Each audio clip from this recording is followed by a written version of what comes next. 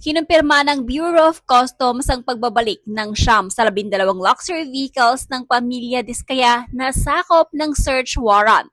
Ang mga sasakyan ay kasalukuyang nakahold at isa sa ilalim sa masusing inspeksyon at verifikasyon.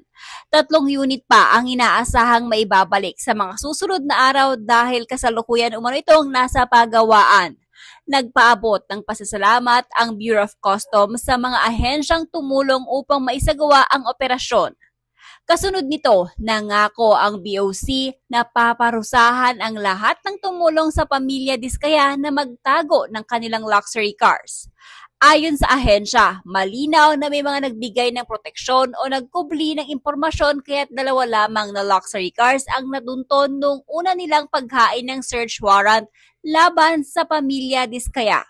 Malayo ito sa bilang ng mga sasakyang ipinakita ng pamilya Diskaya sa publiko, lalo na sa isang panayam nila kay Julius Babaw kung saan makikita ang humigit kumulang 28 hanggang 40 luxury cars na pagmamay-ari umano nila.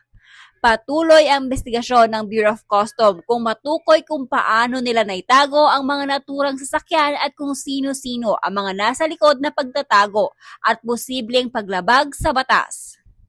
Samantala, ayon naman sa mga Diskaya ay wala umanong dapat ipag-alala o hindi sila dapat pagdudahan dahil wala umanong iligal sa kanilang mga sasakyan.